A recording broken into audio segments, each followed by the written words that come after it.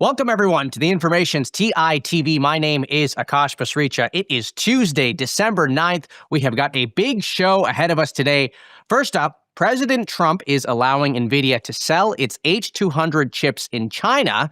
The real question is whether Beijing even wants them right now. We will break that all down with a top strategist and our editor-in-chief very shortly.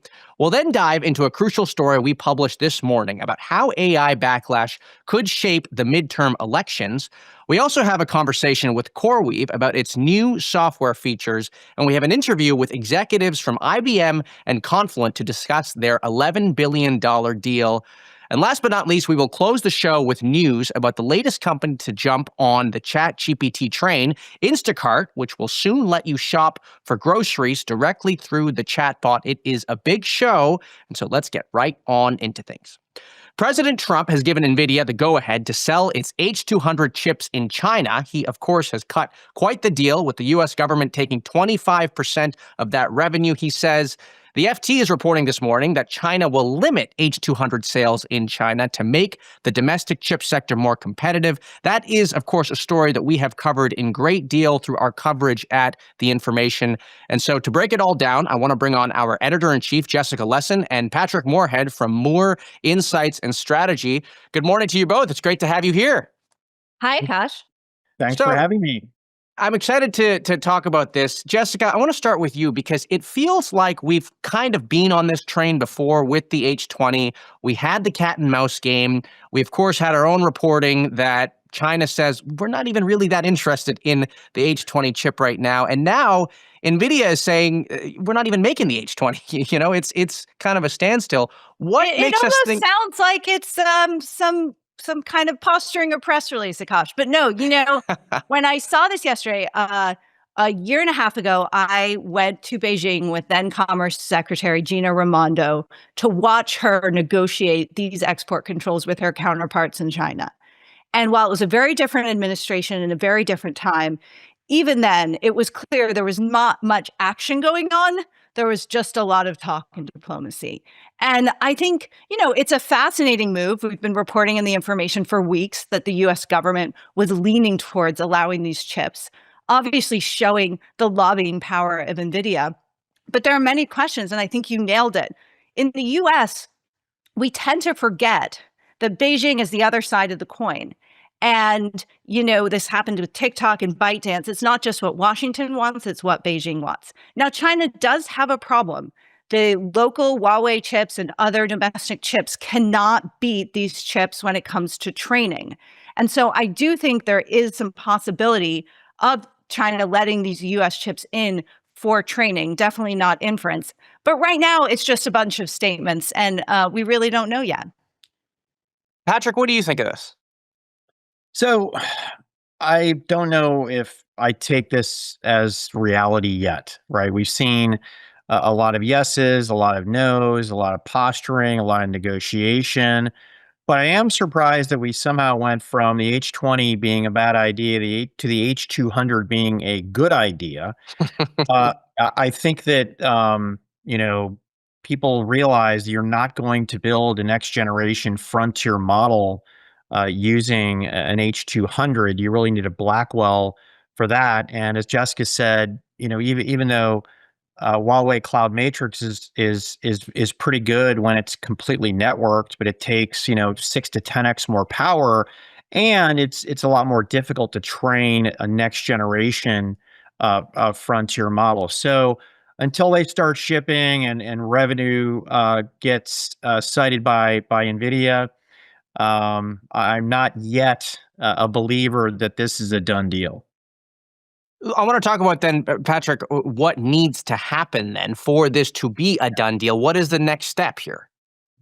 Yeah, so it looks like there's always been friction between the Hawks, the Defense Department, and the Commerce Department and others. The irony is that even the H20 was very much a green based on the federal government's BIS regulations about density and performance. But what I think has to happen is that I'll call it the observability and the tracking mechanisms need to be in place to make sure that these H200s go to the right place. Listen, it's not a national security issue if the Uber of China or the Instacart of China is using H200s to even do inference or create a decent model. I do Right. believe that the paperwork exists.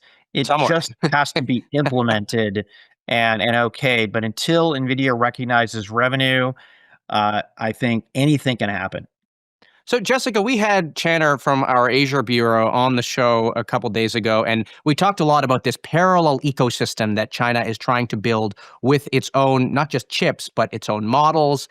And it doesn't necessarily matter if it's not as good as the stuff in coming out of North America. It just matters that they're all using their own technology. My question for you is, how much of a risk do you think this is? And also, I mean, long term here, I mean, we've seen this play out. China is going to catch up at some point, right, with their own chips? Completely. I completely reject this war analogy. I've said it before. I mean, I understand its purpose in galvanizing innovation and competition. You talk to any CEO of a leading tech company privately, and they say China's right behind and is going to be as good. And this idea of keeping them at bay is foolish. Now, it doesn't mean the U.S. shouldn't try to be as competitive as possible. I mean, another aspect of this that I'm confused about is the 25% cut the Trump administration is saying it's going to take from the sales of these chips. Now, it's not unprecedented to have the government take a cut of, say, foreign defense sales from defense contractors. But the thinking there has been that the government has been doing some of the R&D and backing those technologies. That's not the case here. So I think this is also something that people should really be questioning, and honestly seems quite unprecedented when we're talking about the private sector in the United States. Patrick, we hear a lot about NVIDIA's sales to China. What about all the other chip companies? I mean, they all have skin in the game too. We don't talk about AMD sales to China or even the hyperscalers. We know that Google's TPU is getting traction. I mean, what do we know about their international efforts to sell it abroad? Yeah, so I was an executive at AMD for over a decade, and even back then, we had very clear restrictions on a metric called flops, right? That was used to develop supercomputers that could do anything from weather simulation to nuclear simulations. So this is very much a thing for AMD. And it will also, I mean, if we ever see exports of something like a TPU, which I doubt we will, it would apply to them as well. And the restrictions are very clear on the schedule. It's a 2x2 matrix on performance and density, and that gets updated every year. But AMD very much is going to be part of this game. And when Intel in 2026, when they bring out some of their new technology, they will too. Some of the startups like Grok will be covered too. So, Jessica, with your reporter hat on, and I say this because you are the editor in chief, My but only you hat, also Akash. Yep. you're a reporter at heart. With that hat on, besides trying to figure out what the Trump administration is thinking with their next post on Truth Social or on X, I mean, what are the big strategic questions that you are trying to get answers to right now? Well, I mean, obviously, I think Patrick nailed it for will these chips flow? Will the revenue flow? Who's going to get them? I mean, all our reporting suggests that you can try and control who gets them, but China's getting the chips. So, and the DeepSeeks and the Alibabas and the Tencents, right? So, I think there is a huge gray market as well. It's been well documented by many publications, including ourselves. And so I think that's worthy of more scrutiny, because in the end of the day, these models are very, very advanced in China. And that's also, and stay tuned for more reporting this week on some of the progress of some of these major model makers in China, as well as Huawei, of course. I mean, while we pointed out that they're not a viable competitor in training and probably won't be because of a range of export controls that are going to prevent that lower down in the stack, they are making progress. And that is another important topic to look out for. Great. Well, Jessica and Patrick, I want to thank you for coming on. It is a fast-moving story, and I anticipate we have only just seen the beginnings of it. That is Jessica Lessin, our editor-in-chief, and Patrick Moorhead from Moor Insights and Strategy here on TITV. Okay, midterm elections are coming up next year, and politicians are already starting to think about how AI issues will start to shape voters' perspectives. Today, our Washington, D.C. correspondent Sylvia Varnham O'Regan is out with a story about how fear around labor displacement, electricity costs, and the impact of data centers could influence the 2026 elections, and I want to bring her on to talk all about it. Sylvia, welcome back to the show. It's great to have you here. Hey, Akash, great to be here. Thanks for having me. So I have to tell you, gosh, the backlash begins. I mean, AI is on voters' minds. You've been talking to people all around the country that have been thinking about this issue. What are they telling you? Yeah, I think that this is a huge issue going into the midterm elections. And what I really wanted to do with the story was to look across the country and to better understand how these issues were playing out for voters and how certain candidates who are running for Congress next year are positioning these issues as part of their campaigns. I spoke with a congressional candidate in Georgia where there is a huge number of data centers. And she said that she was going to meetings where this was coming up almost on a weekly basis. A lot of concern among constituents out there about the impact of having these data centers and having so many in the works. There are several proposed data centers also.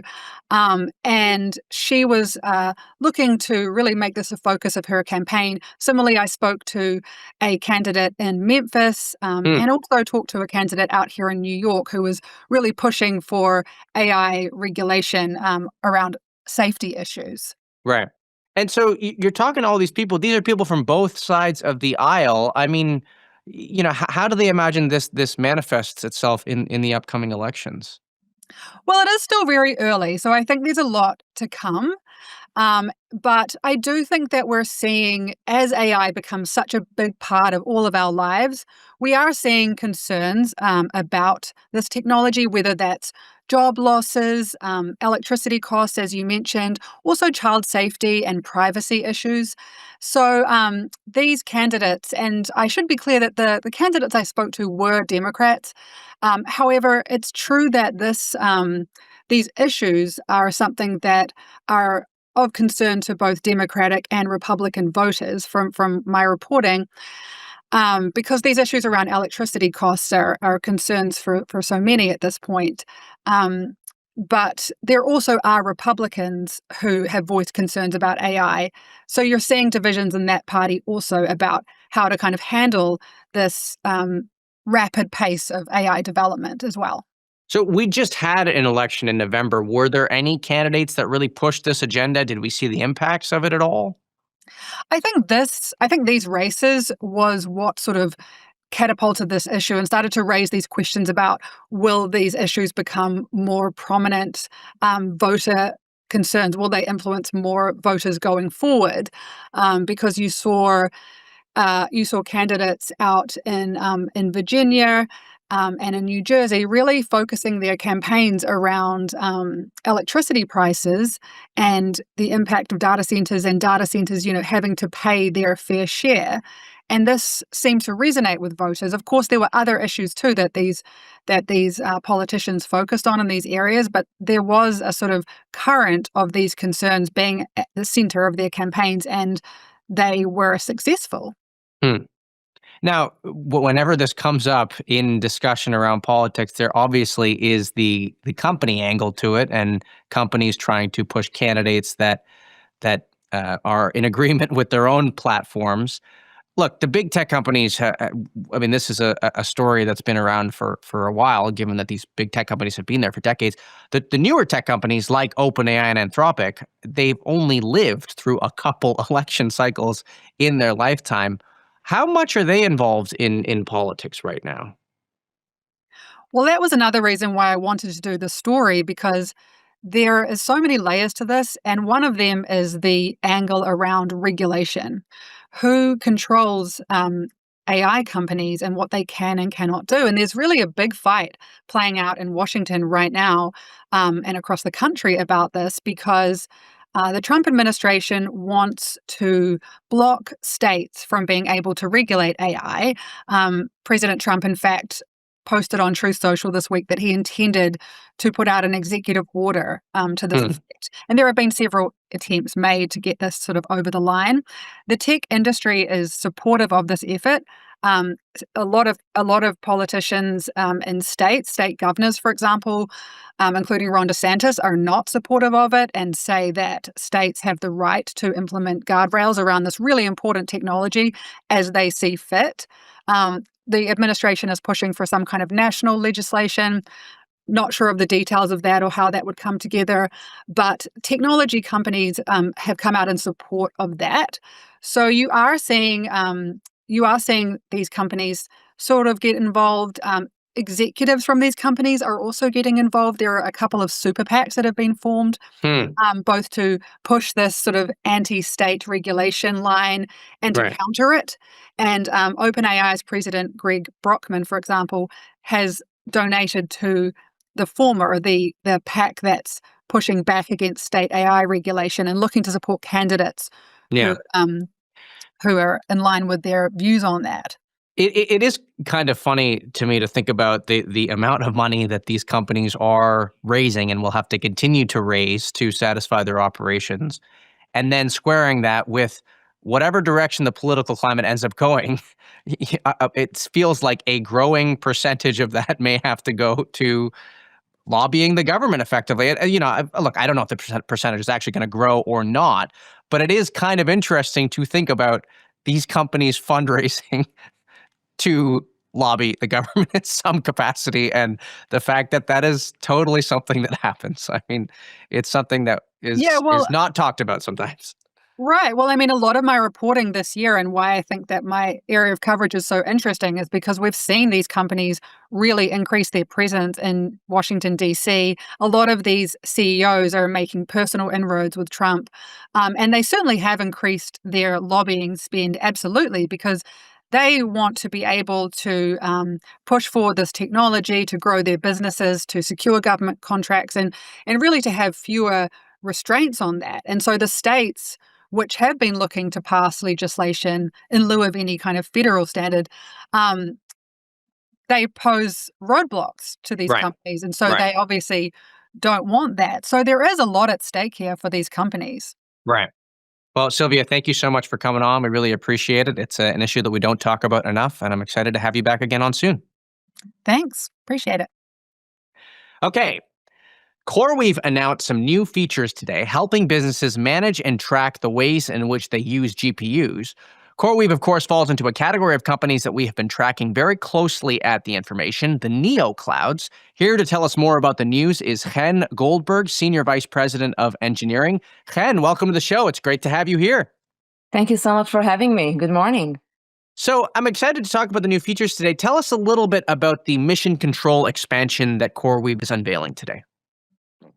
Sure. So, if you think about what's happening right now with AI, is that the type of workloads requires a different type of architecture. And that's what we've been doing for a long time, is thinking about the stack as one. So not only being intentional about every part of the stack, but how we think about it holistically.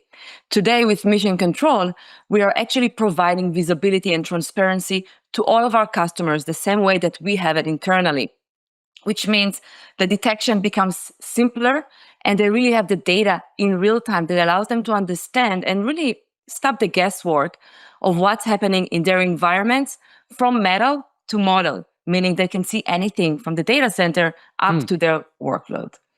I'm curious, when you were talking to customers, what was the pain point that you had that prompted you to make this feature in the first place? I was just talking with an enterprise customer yesterday, and they mentioned three things that they care about. The first thing is performance. Two reasons for that. Of course, GPUs are expensive, and they want to optimize and make sure that they utilize the environment the best way, but also thinking about the latency and how quickly they can respond to customers. The second thing is reliability. AI workloads are becoming more and more critical for our customers, and they want to make sure that they can provide the right guarantees to their customers. Right. And last but not least is security. And really those three things just come up again and again for all of our customers. That's Right. top of mind for them. And that's really aligned very well with the value propositions of mission control. Now, I want to take a step out of the feature and talk a little bit about CoreWeave more broadly. One of the things that I always wonder with the neo cloud class of companies is we know that there are the big cloud providers, and now we know we have the fast-growing cloud providers. How does CoreWeave think about differentiating itself against these giants? The advantage that we have is that we can really focus on what these new workloads demand. There's a big difference when you think about an AI workload. If before every node or a machine would run a single task, now all of these tasks have to run together, orchestrated. And Right. it means that, for example, if a single node breaks, the entire system slows down. Okay, so this is just one example of how things are changing. Also, the way we think about compute, network, and storage has changed. If before we thought about it as a commodity, now performance, how much data is getting to the GPU is becoming a high priority. So the opportunity that we came to the market and to our customers is to say, hey, we are building now this new stack that is really optimized for these new type of workloads. In addition to that, I think that our size is actually an advantage for us, which allows us to really partner with our customers. And that's something that we hear over and over again, that our customers appreciate their opportunity to work directly with engineering and really troubleshoot together those really complicated environments. Now, when I think of CoreWeave, I obviously think of NVIDIA and the focus that the company has on GPUs and helping customers access that compute. Are you working with other chips at all, like TPUs? At this moment, we are really driving that decision based on customer demand, and we are seeing the best results with NVIDIA. Our infrastructure is not tied to a certain chip provider, but we really appreciate the partnership with NVIDIA, and things have been working well for us, providing that system. So the infrastructure that CoreWeave has built, it could be used with TPUs 100%. And so has the company bought any TPUs? At the moment, we haven't done that. But if a customer would raise that need, or we'll see a better performance or any signals from the market, we can, of course, explore new options in the future. And broadly speaking, I am just curious about how you think about the future of these chips. NVIDIA has the lion's share of the market. It has a very powerful chip. But, speaking personally, how do you see this evolving over the next 3 years? Is it always going to be NVIDIA that owns the market here, or do you see, AMD increasing its market share over time, for example? I definitely don't think that I can predict how things will look like. What's important is that we'll continue to partner with our ecosystem, right, to make sure that we deliver the best service to our customers. Great. Well, Chen, I want to thank you so much for coming on. It's a fascinating feature and a great time for NeoCloud. So we look forward to having you on very soon again. That is Chen Goldberg from CoreWeave here on TITV. Thank you so much for having me. Okay. IBM this week announced it is buying data streaming company Confluent for $11 billion. Confluent shareholders were obviously happy with the purchase. It was a 31% premium to what the company was trading at before the deal. Joining us now are Jay Kreps, co-founder and CEO of Confluent, and also Rob Thomas, SVP of Software and Chief Commercial Officer at IBM. Welcome to you both. It's great to have you here. Great to be here. Thanks for having us. So, Rob, I want to start with you. Talk to us about the rationale here for the deal. We're incredibly excited about Confluent. It's an incredible team that Jay has built. And I'll give you an analogy. If you think about the Industrial Revolution, what drove all the growth was when the railroads connected factories to cities and to people. And that's exactly what's happening to AI right now. This is the new Industrial Revolution, and we need the rails that will make AI successful. Confluent and what they've built in terms of real-time data is the rails of this AI moment. And so we're incredibly excited to have this become part of IBM once we complete the closing process. Great. Well, Jay, I want to talk to you a little bit about the business that Confluent is in. If you were explaining it to someone who isn't in tech, how would you explain the data services that Confluent provides? Yeah. The service we offer is all about the real-time flow of data between the parts of a company. So you can imagine if you're a big retailer and something is sold, what are the different software systems and databases and parts of the company that have to update or react to that? Well, it turns out there's hundreds, right? And that's not just a problem for a retailer, that's a problem for a bank or an insurance company or a tech company. That's ultimately where the software was born. So, this is all about kind of harnessing and reacting to data in real time as things are happening in a business, being able to build applications, AI agents that can react to that and use that data. That's what the software is for. And what is it that you feel you can do with IBM that you couldn't have otherwise done as a public company? Yeah. Well, I think this is an opportunity to take this to a larger stage. IBM has built a fabric for applications, infrastructure, security that works across the different cloud providers out into on-premise and edge environments. And Confluent had done a similar thing for data. So the two things kind of fit together. If you think about what's the future of these applications that these organizations are building, I think data is a big part of that. That's kind of the thing each organization has to figure out how to combine with these new language models in the age of AI. And so putting those two things together was a natural fit. Right. And of course, IBM has done a great job with open source. A key aspect of the platform they've built is having these kind of open standard layers that the world wants to build around. And that's true of Confluent as well. So there was a certain strategic fit element that I think was kind of obvious on both sides, even the first time Rob and I chatted. So, Rob, I want to talk to you. A couple months ago, Jay and his team spoke on an earnings call about how AI native customers were finding ways to actually reduce their spend on Confluent by managing the data themselves. I wonder how you think about that issue within IBM. I mean, how do you think about combating that issue, or how you might be able to help with that issue? I think these things always go in waves. And we saw this actually when we did the acquisition of HashiCorp as well. Cloud consumption is going to go up and down based on the moment, the macroeconomics, the specifics of a company. That's always going to evolve. But when we acquire, we are acquiring for growth. And we kind of step back and we say, what does this look like over a 5 or a 10-year view?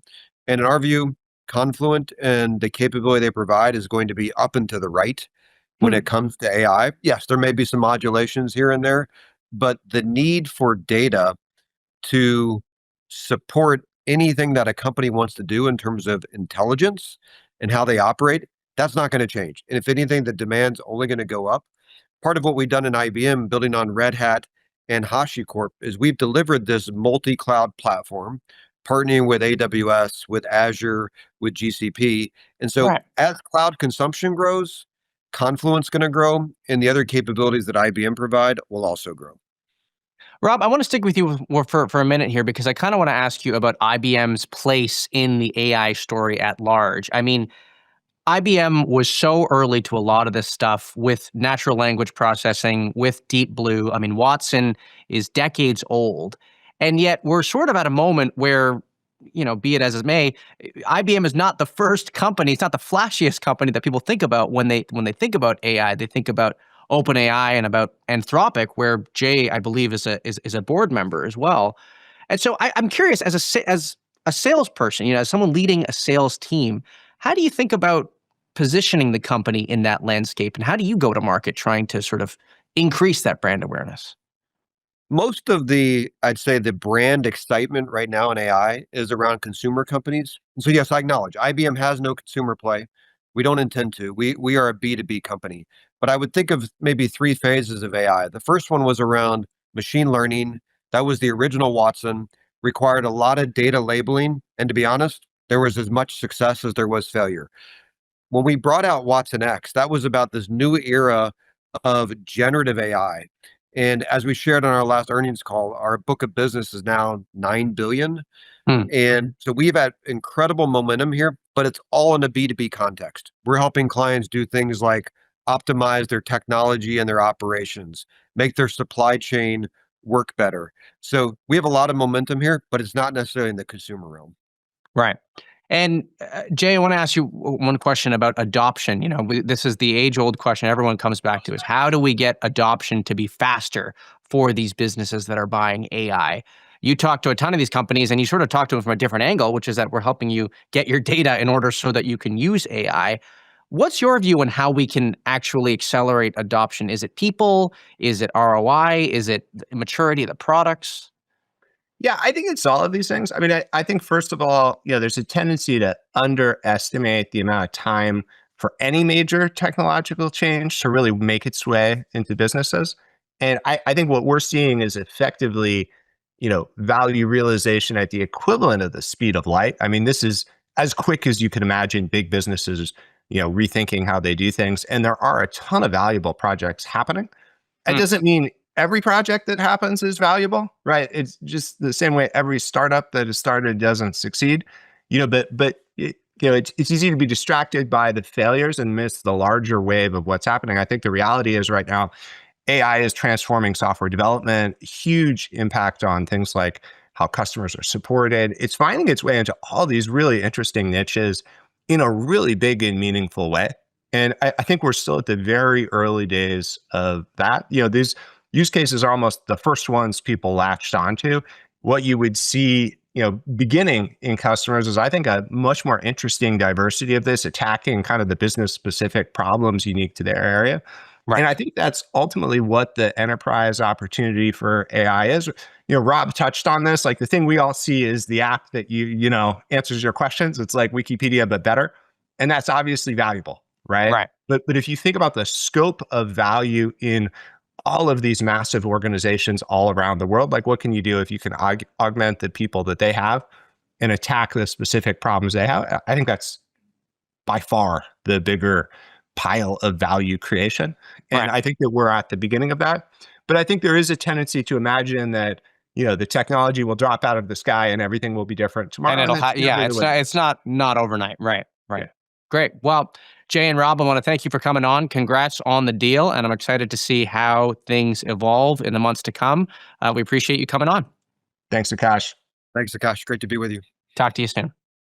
Okay. Instacart is hopping on the ChatGPT train. The company said its app will now be made available through ChatGPT so people can use the chatbot to make purchases with their Instacart account. It, of course, joins a growing number of tech companies that are making their platforms available through ChatGPT. We just had Booking Holdings on the show a couple weeks ago, who was another such company. To break this all down, I want to bring on our e-commerce reporter Ann Gehan for the first of our weekly e-commerce and advertising-focused segments. And welcome back to the show. It's great to have you here. Hey, Akash. So, look, I was looking at the news, and the reflection I had really was, we know that Fujisimo came from Instacart to OpenAI. I'm kind of wondering what took them so long. This should have been the first partnership that was announced in the first place. Yeah. OpenAI and Instacart have been working together for a while. I think actually when Fiji was still the CEO of Instacart, they partnered with OpenAI. They were a very early tester of the operator agent. So they've definitely been thinking about this stuff for a while. So let's talk about this feature here. First of all, have you tried it at all? Have you tried to order bananas through? Yeah. We were testing it out yesterday in the office, and it's interesting. We did a little test to see whether using ChatGPT or just going right to the Instacart website was faster. And I think if you were ordering a lot of stuff, maybe, using ChatGPT would be easier to add it all to your cart kind of in one go versus browsing around. But I think it's interesting. It definitely, once you get your account linked and everything, it is pretty smooth. I was pleasantly surprised. But what was it? Was it the same price that you saw on Instacart and everything? Like the same experience? As far as I know, I just typed in, I want to order coffee, bananas, whatever kind of staples, and it called it right in my cart. Well, and the reason I'm asking is because, I mean, there was a report out today from the New York Times talking about how prices can vary in some cases on the Instacart platform, although the company said it's up to the retailers. We don't set them. Yeah. And so that's something I've been thinking about. But, I just want to talk to you broadly about why you think companies are not worried about losing the relationship with their customers. Because look, Instacart doesn't own this experience anymore. It relies entirely on what ChatGPT does. And there could be other, we're going to talk about advertising in a second. I mean, who knows? You could do the Instacart thing. You could have an ad for another grocery store. I mean, isn't this concerning? Right. I mean, I think that's kind of the calculus that a lot of companies are walking through internally right now is, ChatGPT has 800 or almost 900 million weekly active users at this point. That's a massive audience for any consumer tech company. So is trying to get an early foothold with that audience by working with OpenAI, is that worth potentially losing some customers coming directly to your site or your app? And yeah, like you mentioned, there are obviously advertising implications, other parts of the business that might be affected. So I think a lot of companies are really still trying to decide whether or not it's worth it, but it's definitely a pretty valid concern and question that a lot of companies are thinking about right now. And yeah, I mean, for something like groceries, I don't necessarily know that OpenAI wants to get directly into the grocery business. Never say never, but I think Yeah. for groceries, I think that might have been what Amazon said too at one point. I mean, yeah, like I said, you never know. Sam Altman is not someone I would ever underestimate, but yeah, I think for a category like groceries, Instacart probably feels more confident that they have those relationships with retailers.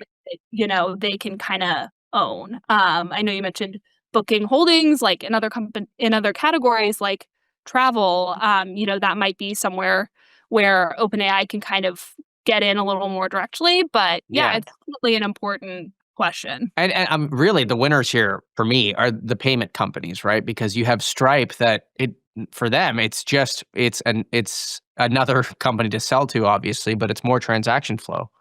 Mm-hmm. Yeah, for sure. And Stripe, they worked very closely with OpenAI to kind of co-create this agentic commerce protocol that is now kind of the backbone of all of these features. Right. And yeah, you've seen OpenAI strike some partnerships with PayPal, with Checkout.com, which is a European payments provider. Right. So, yeah, I think the payments companies are definitely thinking about how they can kind of get in at the ground floor here as well. Let me ask you a little bit about the advertising stuff. So there was a kind of a funny tweet from Nick Turley, who now our listeners will know well because we've written about Nick Turley and we've covered him extensively here on the show. He's the head of ChatGPT. So he had a tweet out that we were talking about this morning. Tell us a little bit about, he was clarifying that no, these are not advertisements that you're seeing on ChatGPT.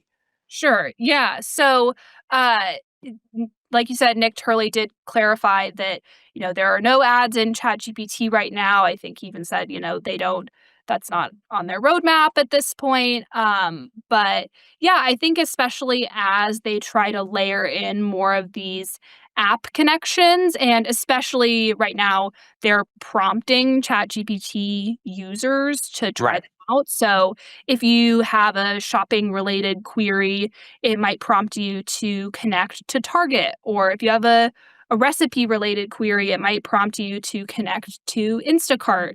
I was looking for just like a more generic kind of e-commerce query, and it was suggesting that I try their new shopping research tool. So, but Nick's post was addressing some of that confusion because there are definitely users who are interpreting those as ads. Yeah. Why is ChatGPT telling me to shop at Target? So, well, and it's also a very delicate experience, right? I mean, people know this thing is changing so quickly, right. And sometimes I see something new on ChatGPT, even the way that it gives me a different answer, and I'm like, why? The old thing works just fine, and so look, it's a very delicate customer experience that I think they're going to have to tread very carefully. So anyway, I think there's going to be a lot to watch. Thanks for coming on this week to talk about the e-commerce stuff. I know it's going to be a fast-moving story, and we will talk to you again very soon. Sounds good. Thanks. Talk to you soon. Well, that does it for today's show. A reminder, we are on this stream Monday through Friday at 10 a.m. Pacific, 1 p.m. Eastern. I want to thank Amazon Web Services, who is our presenting sponsor for this production, and I want to thank you for tuning in. We really do appreciate your viewership. I'm already excited for our next show tomorrow. Have a great rest of your Tuesday. Bye-bye for now.